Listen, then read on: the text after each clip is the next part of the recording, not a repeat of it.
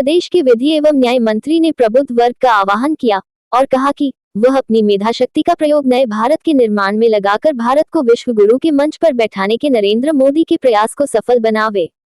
उन्होंने कहा कि भारतीय जनता पार्टी प्रबुद्ध समाज की स्वाभाविक पार्टी है, जबकि अन्य पार्टियों में प्रबुद्ध वर्ग का न तो सम्मान है और न ही अन्य पार्टियों को प्रबुद्ध समाज से कोई लेना देना है। उन्होंने प्रबुद्ध जनों के सम्मेलन में देश की मोदी और प्रदेश की योगी सरकार द्वारा प्रबुद्ध समाज के लिए किए गए कार्यों की जानकारी दी। यहाँ रायबरेली जिले के महाराजगंज क्षेत्र पंचायत के सभागार में आयोजित पार्टी के प्रबुद्ध वर्ग के सम्मेलन में बतौर मुख्य अतिथि बोलते हुए विधि एवं न्याय मंत्री बृजेश पाठक ने कहा कि आज के दौर में डॉक्टर, वैज्ञानिक, इंजीनियर, अधिवक्ता, शिक्षक, पत्रकार, यह सभी लोग प्रबुद्ध वर्ग के रूप में जाने जाते हैं। इनके ऊपर समाज की बहुत बड़ी जिम्मेदारियां हैं। यह देश और प्रदेश की दिशा निर्धारित करते हैं। उन्होंने कहा कि संघ परिवार और भाजपा के संगठन में अधिकतर लोग प्रबुद्ध समाज से ही है, जिसकी वजह से भाजपा की सोच राष्ट्रवादी सोच ही है, जबकि अन्य दल प्रबुद्ध वर्ग को भी वोट बैंक बनाने की साजिश रचकर समाज को गुमराह करने का काम कर रहे हैं।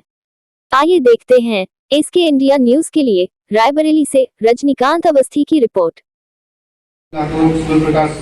वर्मा जी, मंडल अध्यक्ष जेपी सिंह जी, विद्यासागर जी, अवधेश मिश्रा जी, कार्यक्रम संयोजक, उपस्थित सभी पत्रकार मित्रों, भाइयों तथा बहनों, 5 वर्ष पूरे हो गए और उत्तर प्रदेश में आदरणीय मुख्यमंत्री योगी आदित्यनाथ जी के नेतृत्व में चलने वाली सरकार को आज लगभग 4.5 वर्ष पूरे हो गए। इन 4.5 वर्षों में और आदरणीय प्रधानमंत्री जी के नेतृत्व में चलने वाली सरकार ने प्रधानमंत्री नरेंद्र मोदी जी के नेतृत्व में बात दोहराई। उन्होंने सबसे पहले पूरी दुनिया का दौरा किया और दुनिया का दौरा केवल अपना भाषण देने के लिए नहीं किया, अपने मिलने के लिए नहीं किया।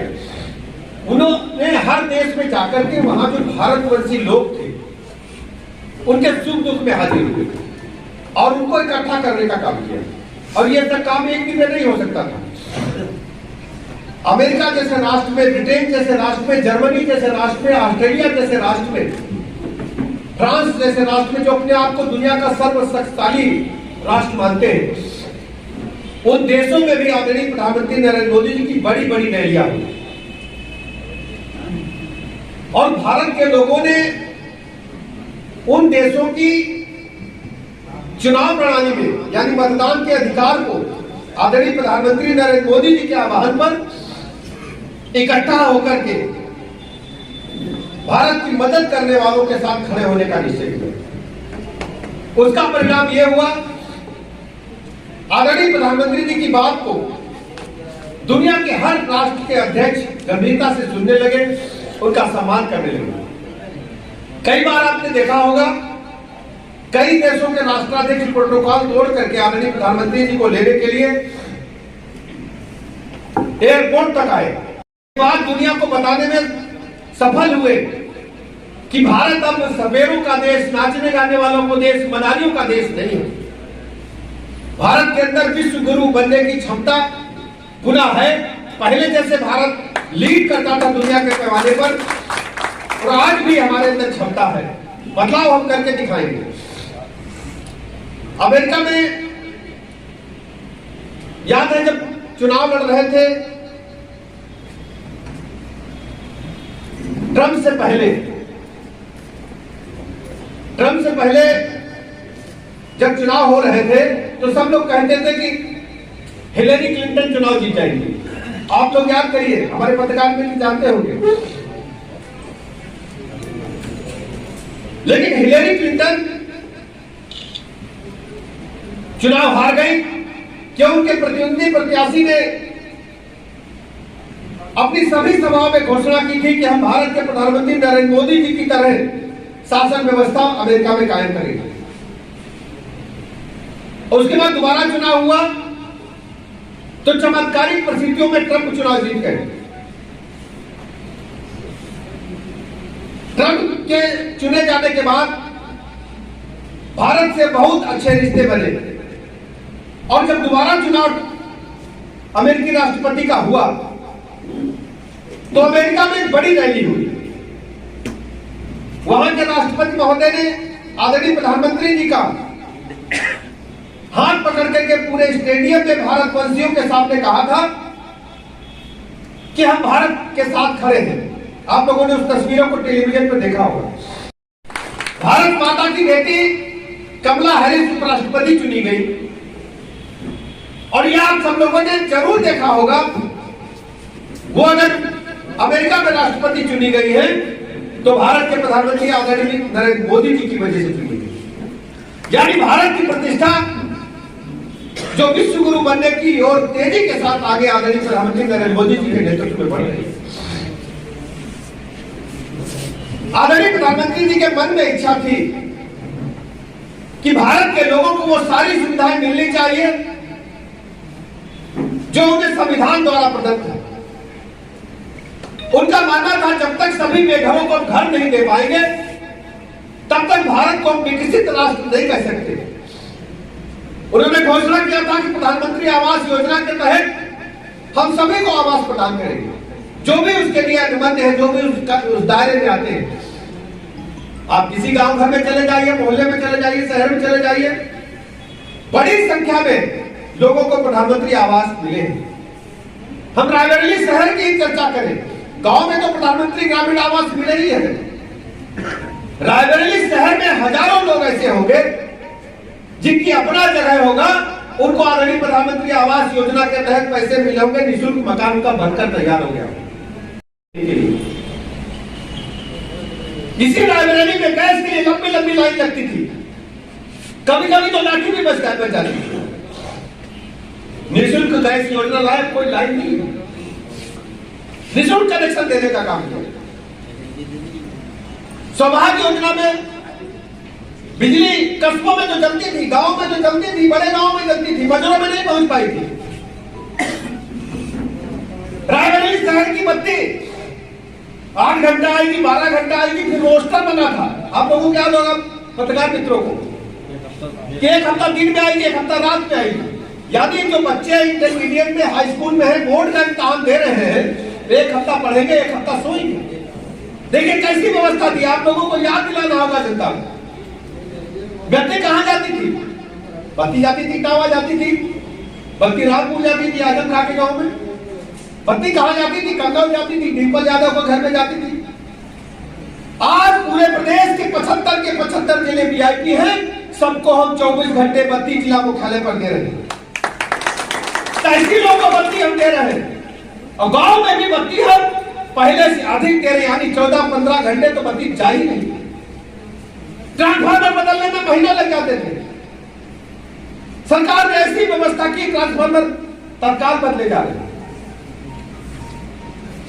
बिजली के मामले में हम धीरे धीरे, बिजली जहां हमारे पास आवश्यकता 15,000 मेगावाट की, आज एक दिन हम परिणाम देख रहे थे 25,000 मेगावाट हमने एक दिन में बत्ती खर्च करने का काम किया।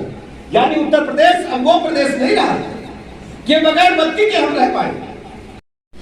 आदरणीय योगी जी ने पहली कैबिनेट का पहला एजेंडा था किसानों का 86,000 करोड़ का बिजली, किसानों का जो कर्जा था उसको माफ करने का काम। पहली कैबिनेट का पहला फैसला। आदरणीय प्रधानमंत्री जी ने क्या किया? 6,000 रुपया जा रहा है कि नहीं जा रहा है? सभी किसानों के खाते में 6,000 रुपया जा रहा है, और चाहे बड़ा किसान हो चाहे छोटा किसान हो। किसान के घर में मान लीजिए फसल से पैसा आएगा, फसल में कुछ गड़बड़ी हो गई, खाद के लिए पैसा चाहिए, बीज के लिए पैसा चाहिए, तो किसान सम्मान निधि अगर किसी ने शुरू करने का काम किया तो आदरणीय प्रधानमंत्री नरेंद्र मोदी जी ने बड़ी संख्या में ऐसी योजनाएं केंद्र की सरकार ने, प्रदेश सरकार की। उत्तर प्रदेश के मुख्यमंत्री आदि योगी आदित्यनाथ जी ने जब सूबे की कमान संभाली तो उत्तर प्रदेश का हाल किसी से छुपा नहीं। गुंडे, माफिया, मवाली तक तो शासन पर कब्जा किया। बच्चा बीमार है, रात को 12 बजे घर से दवाई लेने अचानक जाना पड़े, अस्पताल जाना पड़े, दवाई आएगी कि नहीं आएगी पता नहीं, लेकिन मोटरसाइकिल लड़का लेकर के नहीं लौट पाता था, छीन की जाती थी मोटरसाइकिल। खुलेआम आपने देखा होगा कई बार ये एक गाड़ी में 10-10 राइफलें बैठा चलते थे लोग, चलते नहीं चलते बताना था। आपको दिखता है 10 राइफल माफिया जा रहे, फलाना गुंडा जा रहा है। आज कोई माफिया गुंडा मवाली नहीं दिखता, हमें अच्छी तरह याद है। अखबारों में आप लोग देखते होंगे जिन माफिया सरगनाओं पर कार्रवाई चल रही है, उनकी सत्ता पैरेलल चलती थी। सरकार किसी की हो, कोई आदमी मुख्तार अंसारी से मिलने को तैयार नहीं होता था, उसका नाम ही काफी था। कोई सोच सकता था कैसे लोगों की मकानों को, उनकी अवैध संपत्ति को जबरदोज करने का काम कोई करेगा, कोई साहस दिखाएगा? कोई सोच सकता था? कौन कहता था अतीक अहमद की समाज को ढाने का काम कोई सरकार कर पाएगी? अगर किसी ने किया है तो हमारे मुख्यमंत्री योगी आदित्यनाथ लोगों पे डर है। आपको रायबरेली की सड़कों पर जाते होंगे, शहर कानपुर लखनऊ भी जाते होंगे, हमको तो अच्छी तरह याद है, मोटरसाइकिल से जब लोग निकलते थे, मैं किसके लिए कह रहा हूं समझ रहे हो क्या? मोटरसाइकिल से निकलते थे बड़ी स्पीड में और 3-3 बैठाते थे, याद है ना? कौन बैठाता थे? 3-3 बैठाते थे, 3-3 ना, आप लोग समझ गए ना? 3-3 में भारतीय जनता पार्टी की सरकार बनी आदरणीय योगी जी के नेतृत्व में। डकैती में 70%, लूट में 65%, अपहरण में 50%, रेप में 33%, बलवा में 30%, हत्या में 25% से अधिक कमी आई। दंगा फसाद तो गली मोहल्ले में हो जाते थे, लोग सड़क निकल करके जाम कर देते थे, हरा झंडा लगा देते थे, टोपी लगा के आ जाते थे और पुलिस निसहाय हो जाती। पूरे शासनकाल में एक भी दंगा नहीं हुआ है। समाजवादी पार्टी के शासनकाल में मुजफ्फरनगर कांड को तो भूला नहीं होगा। हमारे भाइयों को सरेआम काटा गया था, कोई बोलने वाला नहीं था। कहते हैं बड़े बड़े जो अपने आप को माफिया सरगना समझते थे, प्रदेश को डिस्टर्ब करने वाले समझते थे, आज वो घरों में बैठे हैं या प्रदेश छोड़कर चले गए हैं या जेलों में हमने उनको बाहर ले रहे। महिलाओं के प्रति अपराध को हमारी सरकार ने गंभीरता के साथ लिया।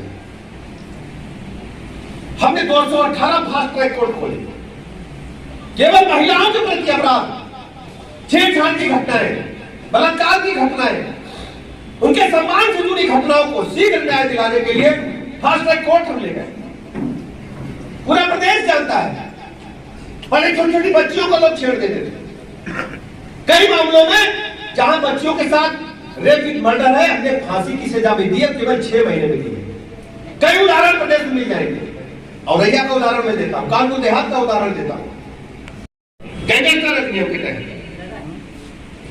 और 523 अपराधियों पर हमने एनएसए के तहत कार्रवाई की, राष्ट्रीय सुरक्षा अधिनियम के तहत। जो आप सुनते हुए जैसे ही योगी जी ने शपथ ली तो एंटी रोमियो स्क्वाड का गठन किया था। एंटी रोमियो स्क्वाड में हमने 10,000 से अधिक मामले दर्ज किए और 15,000 से अधिक लोगों को हमने गिरफ्तार करके जेल भेजा। 1,000 करोड़ से अधिक हमने माफियाओं की, अपराधियों की संपत्ति को जब्त किया, उसको सरकार के खजाने में जमा करा दिया। और सबसे बड़ा सब्जेक्ट हुआ पूरे प्रदेश में हल्ला मचा।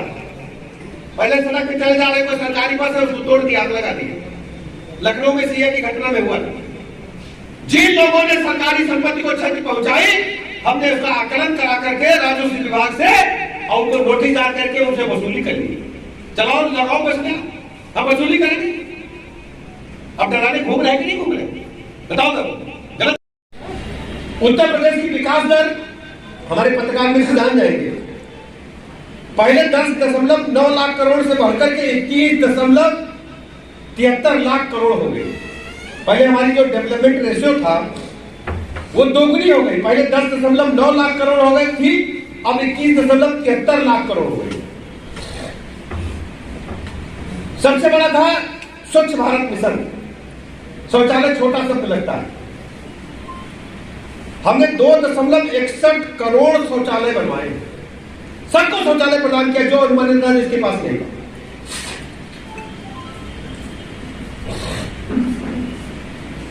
हर घर नल योजना हम ला रहे। पहले आप देखते होंगे पेयजल के लिए कुएं फेल हो गए, इंडिया मार्का लगा 2 साल चला, वो भी फेल हो गया। अब हम डीप बोर करा के पानी टंकी का निर्माण करा के हर घर नल योजना लागू कर रहे। बुंदेलखंड में इसकी शुरुआत हो चुकी। 40 लाख से अधिक लोगों को हमने पक्का मकान दिया है। 3 नए राज्य विश्वविद्यालय बनाए हैं, 51 नए डिग्री कॉलेज खोले हैं, 28 नए इंजीनियरिंग कॉलेज खोले हैं, 26 नए पॉलिटेक्निक खोले हैं और 79 नए ITI खोले हैं। 4 वर्षों में 33 मेडिकल कॉलेज बनाए गए। अब सोचिए जब हमें सत्ता मिली तब प्रदेश भर में कुल 13 मेडिकल कॉलेज थे, आज 33 मेडिकल कॉलेज उत्तर प्रदेश में काम कर रहे हैं। और जिन जनपदों में मेडिकल कॉलेज नहीं थे उनमें हम PPP मोड पे मेडिकल कॉलेज बना रहे हैं। यानी हमारा कोई भी जिला बगैर मेडिकल कॉलेज के नहीं रह जाएगा। अभी हमने 16 नए मेडिकल कॉलेज पीपीपी मोड पर खोले जाने का निर्णय कैबिनेट से लिया। रायबरेली में एम्स बन रहा है, गोरखपुर में भी एम्स बन रहा है, आप लोगों को पता हो। सबसे बड़ी बात थी, उत्तर प्रदेश में माना जाता था कि फिल्म निर्माण के क्षेत्र में हम कुछ नहीं कर पाए। सारा लोग मुंबई जाते थे, उत्तर प्रदेश के ढेर सारे लोग मुंबई में काम करते थे, लेकिन नोएडा में बड़ी फिल्म सिटी का निर्माण कराया जा रहा है। हम उत्तर प्रदेश की जो मान सम्मान है, जो भारत माता का झंडा है, उसे आकाश की बुलंदियों की ओर ले जाना चाहते हैं। और दूसरी तरफ है राजनीतिक दल जो हमारे खिलाफ